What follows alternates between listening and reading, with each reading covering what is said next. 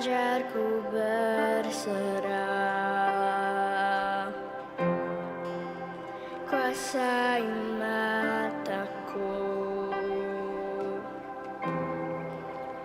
bahwa kau besar menggenggam hidupku.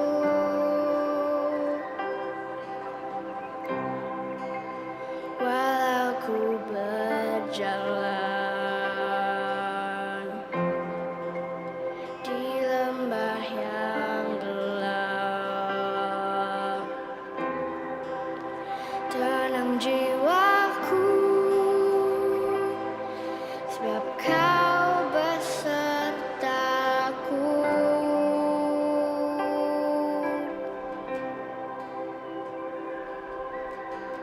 Selama ku hidup, apapun musimku, ku percaya kebesaran-Mu, kekuatanku di dalam-Mu. Ku serahkan hidupku, akui kuasa-Mu, ku serukan kebesaran-Mu. Masa depanku terjaga di tangan-Mu.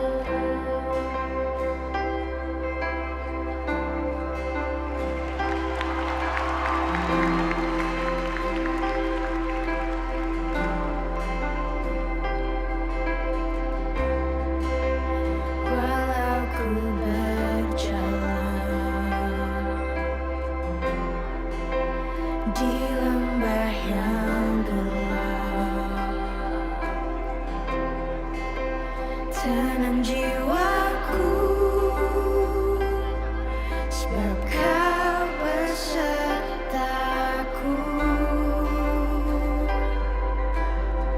Selama ku hidup,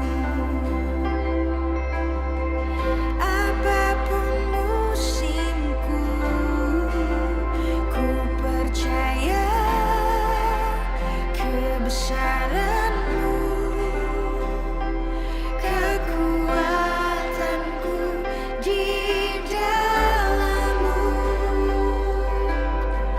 Ku serahkan hidupku, akui kuasa-Mu, ku serukan kebesaran-Mu. Masa depanku terjaga di tangan-Mu.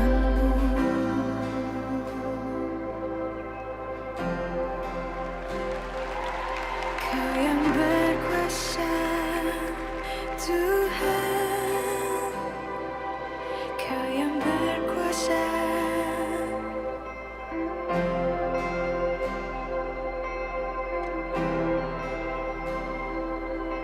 Come on, sing it out. Kau yang berkuasa, surga bumi kan menyembah Yesus, Raja segalanya. Kau yang berdaulat, surga bumi kan menyembah Yesus, Raja selamanya. Kau yang berkuasa, Kau yang berkuasa.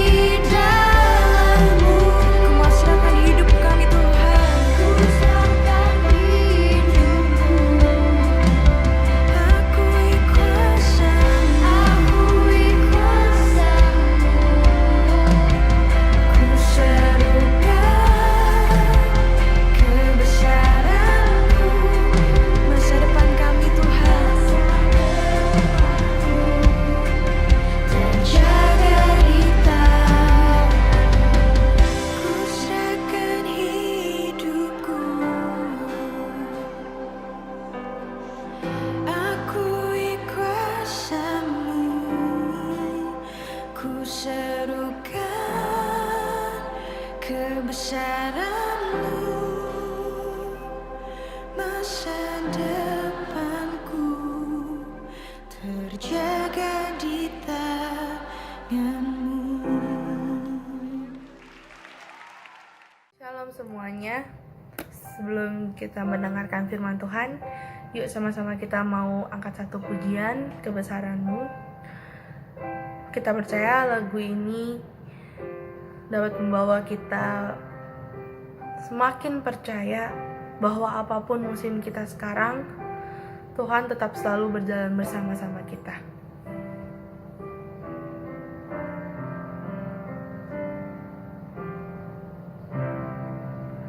Ajarku berserah,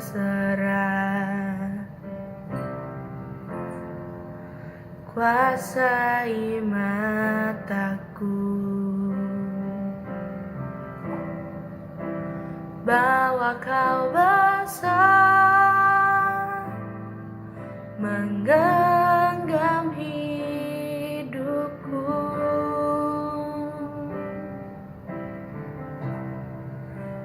Walau ku berjalan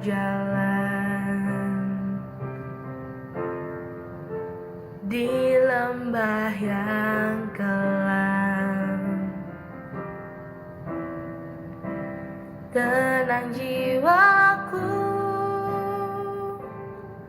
sebab Kau besertaku.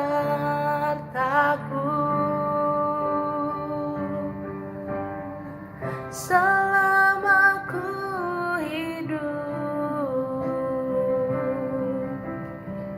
apapun musimku, ku percaya kebenaran-Mu, kekuatan-Mu di dalam-Mu. Ku serahkan hidupku, akui kuasa-Mu, ku serukan kebesaran-Mu,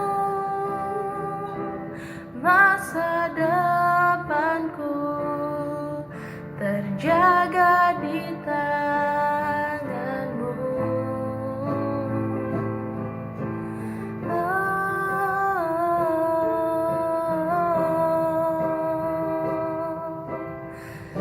Kau yang berkuasa,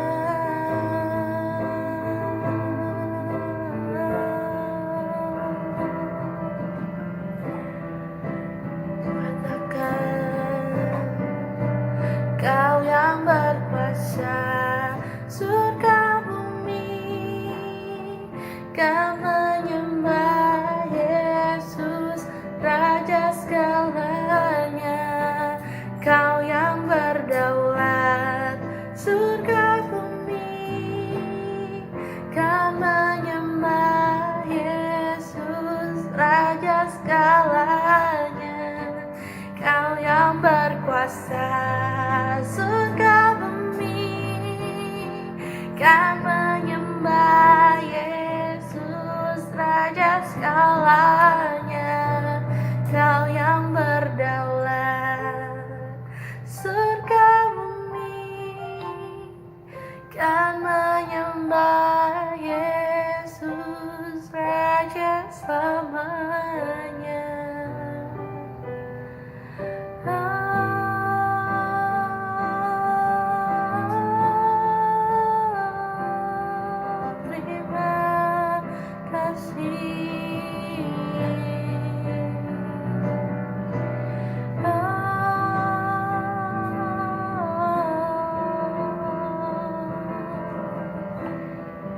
Kau memegang kuasa,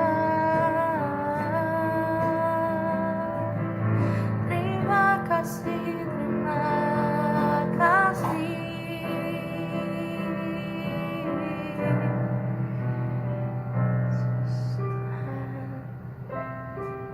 Terima kasih.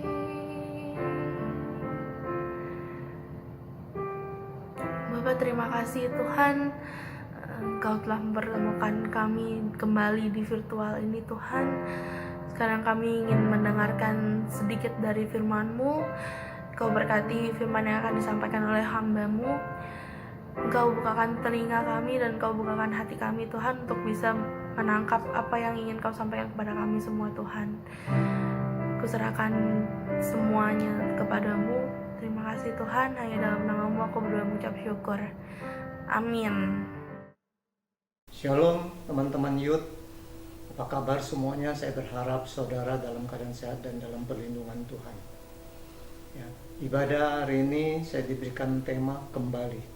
Kita baca dulu ayatnya, Lukas 15 ayat 11 sampai 24. Saya akan bacakan untuk saudara Lukas 15 ayat 11 sampai 24. Yesus berkata lagi, ada seorang mempunyai 2 anak laki-laki. Kata yang bungsu kepada ayahnya, "Bapak, berikanlah kepadaku bagian harta milik kita yang menjadi hakku." Lalu ayahnya membagi-bagikan harta kekayaan itu di antara mereka. Beberapa hari kemudian anak bungsu itu menjual seluruh bagiannya itu, lalu pergi ke negeri yang jauh. Di sana ia memboroskan harta miliknya itu dengan hidup berfoya-foya. Setelah dihabiskannya semuanya, timbullah bencana kelaparan di dalam negeri itu, dan ia pun mulai melarat. Lalu ia pergi dan bekerja pada seorang majikan di negeri itu. Orang itu menyuruhnya ke ladang untuk menjaga babinya. Lalu ia ingin mengisi perutnya dengan ampas yang menjadi makanan babi itu, tetapi tidak seorang pun yang memberikannya kepadanya. Lalu ia menyadari keadaannya, katanya, "Betapa banyaknya orang upahan bapakku yang berlimpah-limpah makanannya, tetapi aku di sini mati kelaparan. Aku akan bangkit dan pergi kepada bapakku dan berkata kepadanya, Bapak, aku telah berdosa terhadap sorga dan terhadap Bapa. Aku tidak layak lagi disebutkan anak Bapa. Jadikanlah aku sebagai salah seorang upahan Bapa." Maka bangkitlah ia dan pergi kepada bapaknya. Ketika ia masih jauh, ayahnya telah melihatnya, lalu tergeraklah hatinya oleh belas kasihan. Ayahnya itu berlari mendapatkan dia, lalu merangkul dan mencium dia. Kata anak itu kepadanya, "Bapa, aku telah berdosa terhadap sorga dan terhadap Bapa. Aku tidak layak lagi disebutkan anak Bapa." Tetapi ayah itu berkata kepada hamba-hambanya, "Lekaslah bawa kemari jubah yang terbaik, pakailah itu kepadanya, dan kenakanlah cincin pada jarinya dan sepatu pada kakinya. Dan ambillah anak lembu tambun itu, sembelihlah dia, dan marilah kita makan dan bersuka cita. Sebab anakku itu telah mati dan menjadi hidup kembali, ia telah hilang dan didapatnya kembali." Maka mulailah mereka bersukaria. Saudara, kalau saudara baca Lukas pasal 15, di situ Yesus katakan ada 3 perumpamaan. Ya. Yang pertama, perumpamaan tentang domba yang hilang. Yang kedua, perumpamaan tentang dirham yang hilang. Dan yang ketiga, perumpamaan tentang anak yang terhilang. Ya. Nah, domba yang terhilang, itu dicari oleh gembala dombanya sampai didapatkannya. Dan dia mengajak teman-temannya untuk bersukaria. Demikian juga dirham yang hilang. Ketika dirham hilang, perempuan itu mencarinya dengan teliti sampai mendapatkannya, dan dia mengajak teman-temannya untuk bersuka cita. Tetapi waktu anak yang terhilang, ya, bapaknya ini tidak mencarinya. Saudara, seolah-olah bapaknya ini, saudaraku, tidak mengasihi si bungsu. Tetapi tidak demikian. Ya. Dan apa alasannya bapaknya itu tidak mencari si bungsu yang hilang ini? Yang pertama, Lukas 15 ayat 3a berkata begini. Beberapa hari kemudian anak bungsu itu pergi menjual seluruh bagiannya itu, lalu pergi ke negeri yang jauh. Ya. Setelah menjual harta warisan yang menjadi miliknya, anak bungsu ini pergi meninggalkan bapaknya. Alasan pertama kenapa bapaknya tidak mencari si bungsu, karena si bungsu itu menjauh dari bapaknya. Mungkin belasan tahun dia tidak memberikan kabar kepada bapaknya. Dia tidak kirim email, dia tidak WhatsApp, dia tidak kirim surat. Bahkan bapaknya menyangka anaknya itu sudah meninggal, anaknya itu sudah hilang. Ya, saudaraku, Bertahun-tahun saya kenal seorang pemuda yang jualan kue di depan kompleks perumahan saya. Ya, dia numpang menjual kue di depan sebuah ruko. Nah, istri saya suka sekali makan kue sebagai sarapan pagi. Biasanya pagi saya pergi untuk beli. Ya, saya tanya pada pemuda itu, apakah kamu beribadah? Karena saya tahu mama kamu itu rajin ibadah dan rajin baca firman dan berdoa dan dekat dengan Tuhan. Dia katakan, sudahlah mamaku, saya udah nggak ibadah. Saya tanya kenapa? Malas lah kok, katanya. Ya. Nah, itu bertahun-tahun saya ingatkan dia. Ya, selama masih ada waktu, napas masih hidup, dekatlah dengan Tuhan. Tapi dia sengaja menjauh dari Tuhan.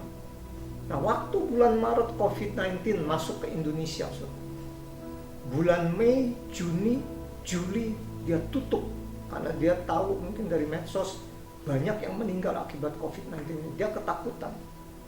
Nah, bulan Juli yang lalu, akhir Juli, dia kembali jualan. Saya kembali datang kepadanya. Saya katakan, kamu kenapa nggak jualan? Takut loh kok, takut mati. Karena banyak yang mati akibat COVID-19. Nah, kembali saya tanyakan, apakah kamu selama epidemi ini sudah kembali ibadah? Ya, ibadah kepada Tuhan. Kan gereja pada tutup. Bisa ibadah online, saya katakan. Belum kok.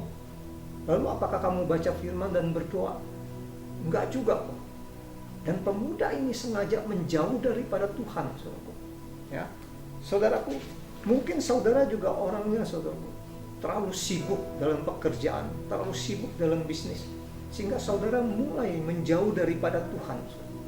Dan firman Tuhan mengatakan dalam Yeremia 17 ayat 5b, terkutuklah orang yang hatinya menjauh daripada Tuhan. Ya, saudara, kita ini ibadah setiap minggu. Entah saudara ibadah online atau offline, itu hanya 2 jam. Berarti 1 tahun saudara hanya beribadah sekitar 4 jam. Apakah itu cukup bisa membuat kerohanian saudara bisa makin bertambah-tambah dan bertumbuh? Tidak. Makanya banyak orang Kristen yang sekarat, saudaraku. Ya. Nah, hal lain yang menghalangi bapaknya ini nggak bisa dekat dengan anaknya apa tuh? Karena, saudaraku, mungkin saudara juga termasuk orangnya. Saudara kehilangan identitas diri saudara. Ya, tahukah saudaraku? Ketika Tuhan Yesus mati di kayu salib dan saudara sudah ditebus, identitas saudara itu sudah berubah menjadi ciptaan yang baru. Ya. Dari seorang musuh Allah itu menjadi seorang sahabat Allah. Dari yang dulunya warga kegelapan, saudara menjadi warga kerajaan Allah, warga terang. Yang dari dulunya menjijikkan di mata Allah, tapi setelah Yesus mati di kayu salib, saudara ditebus. Saudara itu menjadi biji matanya Allah. Ya. Dari orang yang terhukum, saudara sudah dimerdekakan oleh Tuhan. Ya, dari saudara hidup tanpa harapan, tapi ketika Yesus sudah menebus saudara, saudara memiliki pengharapan yang luar biasa. Ya. Nah, Allah rindu, saudara, melalui kematian Yesus yang sudah menebus saudara sebagai Tuhan dan Juru Selamat saudara. Ya, percaya kepada Yesus. Allah rindu saudara intim dengan Dia, bersekutu dengan Dia, tetapi malah saudara menjauh dari Tuhan. Ya. Saudaraku, Amsal 15 ayat 29 berkata begini, Tuhan itu jauh daripada orang fasik, tetapi doa orang benar didengar Tuhan. Ya. Bukan Tuhan meninggalkan saudara, tetapi saudara yang meninggalkan Tuhan. Sehingga Amsal 15 ayat 29 katakan, Tuhan itu jauh daripada orang fasik. Orang fasik ini adalah, saudaraku, orang yang percaya Tuhan, tapi tidak melakukan kehendak Tuhan, tidak intim dengan Tuhan. Bahkan seperti si bungsu, saudaraku, hidup dalam dosa, hidup dalam foya-foya. Ya. Kalau saudara orangnya seperti itu, inilah waktu yang terbaik untuk saudara kembali kepada Tuhan. Ya, karena saudara sengaja jauh daripada Tuhan. Itu alasan pertama kenapa si bapak ini tidak mencari si bungsu yang terhilang. Alasan kedua kenapa bapak ini tidak mencari si bungsu. Lukas 15 ayat 13b dikatakan begini. Di sana ia memboroskan harta miliknya. Ya. Nah, waktu bapaknya itu memberikan harta warisan kepada si bungsu, bapaknya berharap Si bungsu itu setelah menjual harta warisannya, bisa mengelola harta itu dengan baik, bisa menggandakan harta itu dengan baik. Tetapi yang dilakukan oleh si bungsu adalah hidup berfoya-foya. Ya, alasan kedua kenapa bapaknya ini tidak mencari si bungsu, karena si bungsu tidak bertanggung jawab. Saudaraku, hari demi hari yang Tuhan berikan kepada kita, itu harus kita pertanggungjawabkan. Apa yang saudara lakukan untuk Tuhan? Apa yang saudara lakukan untuk dunia? Ya.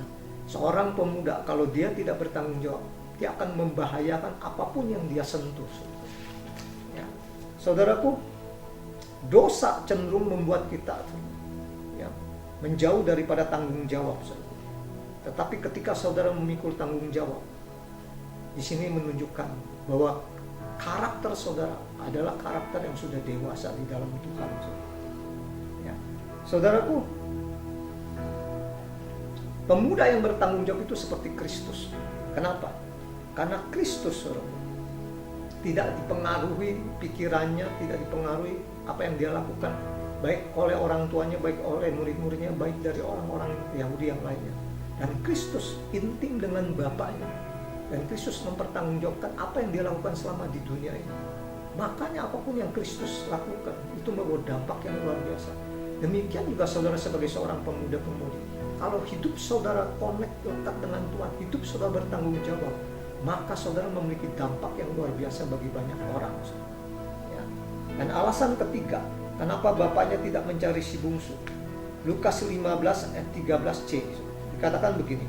Di sana ia memboroskan harta miliknya dengan hidup berfoya-foya. Ya. Nah, kata lain dari hidup berfoya-foya adalah hidup semau gue. Ya. Hidup seenaknya. Saudara. Mungkin saudara seperti si bungsu ini. Saudara. Hidup semau gue. Hidup seenaknya saja. Saudara. Belum lama ini saudara, teman pelayanan seorang hamba Tuhan yang saya kenal sedang melayani di Sukabumi. Lalu seorang wanita telepon dia, "Bu, bolehkah ibu datang ke rumah saya di Jakarta?" Dikasih alamatnya. Teman saya berkata, "Oke, saya masih ada di Sukabumi dalam pelayanan, besok saya akan datang ke rumah kamu." Nah besoknya teman saya ini datang ke rumah si pemudi tersebut. Didapati pemudi tersebut dalam keadaan sekarat. Kenapa? Karena kanker di tubuhnya itu menjalar ke seluruh tulangnya. Dan dia mulai cerita kepada teman saya ini, bahwa dari kecil dia tidak memiliki kasih sayang. Tiap hari dia melihat orang tuanya bertengkar. Dan 4 saudaranya jatuh dalam narkoba. Dan itu yang membuat dirinya kehilangan kasih, kehilangan hubungan dengan keluarganya. Dan itu membuat dirinya hanya tertuju kepada apa? Tertuju kepada uang. Dia memburu uang dari pagi hingga sore. Dan malamnya hidup dalam dugem. Berfoya-foya, minum minuman keras, merokok dan sebagainya. Dan saudara tahu apa yang terjadi? Beberapa tahun kemudian, dokter memvonis dia kena kanker. Dan dia sempat dioperasi beberapa bulan. Tapi setelah kankernya menjalar ke seluruh tulangnya, dokternya angkat tangan. Dan dia disuruh pulang. Saudara, setiap malam dia nggak bisa tidur, dia hanya bisa menangis. Dikatakan kalau dia bisa mati, dia mau mati hari itu saja. Saudara. Dan teman saya mengatakan, karena kamu menjauh dari Tuhan, karena kamu tidak bertanggung jawab, dan hidupmu seenaknya saja, ini akibatnya. Belum terlambat. Maukah engkau kembali kepada Tuhan? Wanita itu mengangguk. Saudara, apakah saudara mau seperti wanita yang mengalami kanker ini dan kankernya sudah menjalar ke seluruh tulangnya? Tentunya tidak, saudara. Ya, saudara, mungkin saudara seperti wanita yang mengalami kanker seperti ini. Saudara memburu uang. Tanpa saudara sadari, ketika saudara memburu uang, sibuk bekerja mencari uang. Tanpa saudara sadari, uang itu menjadi kepala saudara dan saudara menjadi ekor. Padahal firman Tuhan mengatakan dalam Ulangan 28 ya, ayat 13-14, Tuhan menghendaki saudara menjadi kepala bukannya ekor. Tapi kalau saudara memburu uang menjadi kepala dan saudara menjadi ekor, Saudara hidup bukan di dalam berkatnya Tuhan, saudara hidup di dalam kutuk. Ya, saudaraku. Nah, bagaimana caranya supaya uang yang mencari saudara, bukan saudara yang mencari uang. Uang yang memburu saudara, bukan saudara yang memburu uang. Bagaimana caranya? Ulangan 8 ayat 18 dikatakan begini.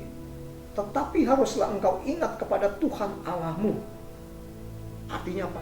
Intim dengan Tuhan, intim dengan Bapa. Karena Yesus berkata, di luar aku kamu tidak dapat berbuat apa-apa. Lalu ulangan 8 ayat 18 di ayat berikutnya dikatakan begini. Sebab dialah yang memberikan kepadamu kekuatan untuk memperoleh kekayaan dengan maksud meneguhkan perjanjian yang diiklarkannya dengan sumpah kepada nenek moyangmu seperti sekarang ini. Saudara, Alkitab bahasa Inggris, ya, New International Version itu kata-katanya lebih bagus. Saya bacakan untuk saudara. But remember the Lord your God, for it is He who gives you the ability to produce wealth, and so conforms His covenant which He swore to your forefathers as it is today. Ya, bahasa Indonesianya kira-kira begini. Tetapi ingatlah Tuhan Allahmu, sebab Dialah yang memberikan kepadamu kemampuan untuk memperoleh kekayaan. Ya. Saudara, kalau saudara tidak menemukan kemampuan saudara, saudara akan hidup dalam rutinitas. Dan akibatnya saudara memburu uang. Bukan uang yang memburu saudara. Dan yang kedua, bagaimana caranya setelah saudara yang pertama intim kepada Tuhan sehingga uang bisa mencari saudara. Yang kedua adalah saudara harus menemukan kemampuan saudara, talenta saudara, dan mengembangkan talenta tersebut. Saya dapati banyak orang-orang percaya. Waktu yang pertama dia intim dengan Tuhan, yang kedua dia kembangkan kapasitasnya, dia kembangkan talentanya, hidupnya benar-benar diberkati Tuhan. Uang yang mencari dia, bukan dia yang mencari uang. Ya. Saya kenal seorang bapak, seorang pemijit. Ya. Pijitannya itu betul-betul bagus dan dia skillful dalam pijitan itu. Dia kembangkan lagi pijitannya. Saudara, akibatnya apa? Akibatnya dia diundang oleh beberapa kota di Indonesia. Bahkan ada beberapa orang kaya, ya, karena biasanya orang kaya itu sekarang rekan-rekannya orang-orang kaya, bukan hanya di Indonesia tapi di luar negeri juga.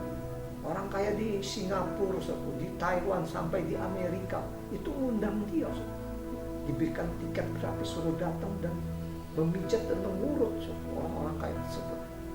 Nah, nggak heran hampir setiap hari uang memburu bapak ini, bukan bapak ini yang memburu uang. Ya. Dan alasan ketiga, kenapa bapak ini tidak mencari si bungsu? Ya. Alasan ketiga, ya, Lukas 15 ayat 13c dikatakan begini. Di sana ia memboroskan harta miliknya dengan hidup berfoya-foya. Kata lain hidup berfoya-foya adalah hidup seenaknya, saudara. Ya. Hidup, saudara, semau gue. Ya. Nah, saudara, ketika saudara hidup seenaknya, saudara hidup semau gue, saudara, maka saudara mulai menjauh dari Tuhan. Doa saudara tidak akan didengar oleh Tuhan, saudara. Ya. Saudaraku, 1 Petrus 4 ayat 2-3 dikatakan begini. Supaya waktu yang sisa jangan kamu pergunakan menurut keinginan manusia, tetapi menurut kehendak Tuhan. Sebab telah cukup waktu kamu pergunakan untuk melakukan kehendak orang-orang yang tidak mengenal Allah. Kamu telah hidup dalam rupa-rupa hawa nafsu, keinginan, kemabukan, pesta pora, perjamuan minum, dan penyembahan berhala yang terlarang. Nah, ada kata di situ, supaya waktu yang tersisa. Maksudnya apa?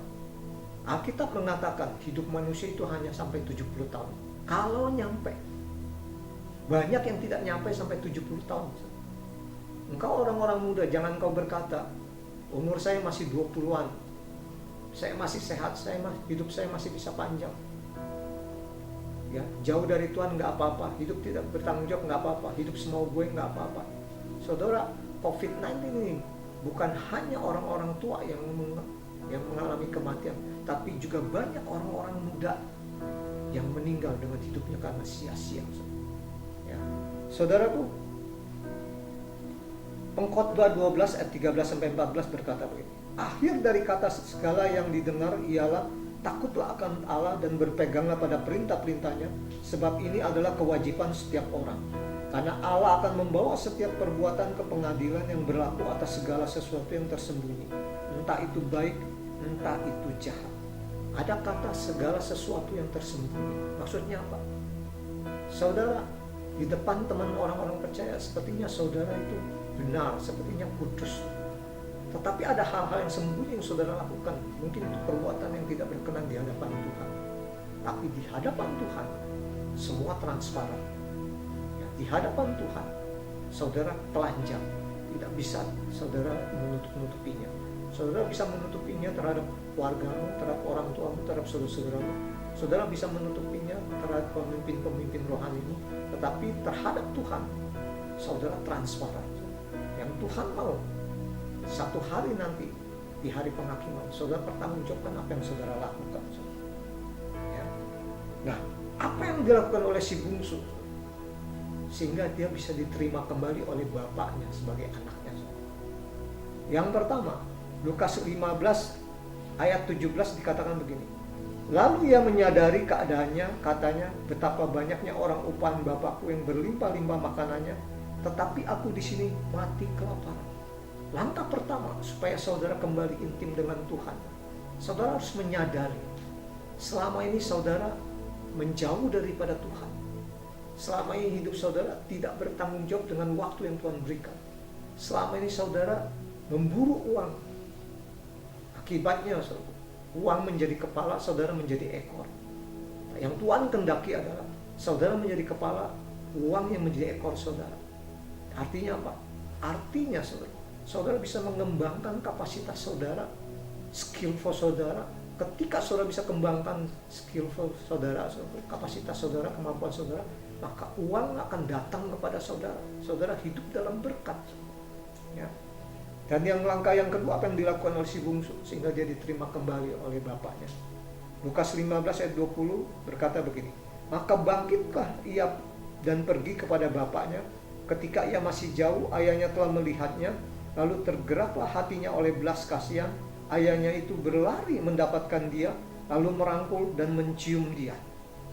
Langkah kedua adalah bangkit dan pergi kepada Bapa. Artinya apa? Artinya bertobat dan kembali lagi kepada Bapa. Kembali lagi melakukan hubungan yang intim dengan Bapa. Kembali lagi saudara melakukan hal-hal yang bertanggung jawab di hadapan Bapa. Kembali lagi saudara memulai mempertajam kemampuanmu, mempertajam talentamu dan mengembangkannya sehingga saudara tidak memburu uang, justru uanglah yang memburu saudara. Ya. Dan yang ketiga, apa yang dilakukan oleh si bungsu sehingga si bungsu bisa diterima kembali oleh bapaknya. Lukas 15 ayat 24 berkata begini. Sebab anakku ini telah mati dan menjadi hidup kembali, ia telah hilang dan didapat kembali, maka mulailah mereka bersukacita. Yang ketiga yang dilakukan oleh bungsu adalah dia hidup kembali dari kematiannya. Artinya apa? Setelah dia sadari, setelah dia bertobat, dia tidak melakukan lagi hal-hal yang melukai hati bapaknya. Dia hidup kembali. Ya kembali intim dengan bapaknya. Dia hidup bertanggung jawab terhadap segala sesuatu yang Tuhan percayakan padanya, bahkan waktu yang Tuhan percayakan padanya. Dan juga dia mengembangkan talentanya, mempertajam talentanya, sehingga semuanya itu betul-betul menyenangkan hatinya. Saudara perhatikan, Allah Bapa adalah Allah yang penuh belas kasihan. Belum terlambat, inilah waktunya untuk saudara kembali. Ketika saudara kembali, hidup saudara akan ditata kembali oleh Tuhan. Dan saudara akan mendapatkan hari-hari depan yang penuh dengan pengharapan. Berbahagialah saudara bukan hanya mendengarkan, tapi juga yang melakukan firman Tuhan. Mari kita berdoa. Bapa, hamba telah menyampaikan firman Tuhan. Hamba berdoa untuk setiap pemuda-pemudi yang mendengarkan firman pada hari ini Tuhan.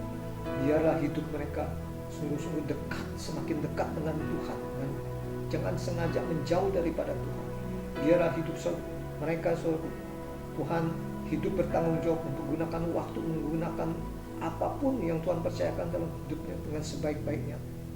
Kami percaya, hamba-Mu percaya Tuhan, ketika pemuda-pemuda youth di gereja ini bertanggung jawab hidupnya. Satu hari di hari penghakiman mereka akan siap mempertanggungjawabkannya.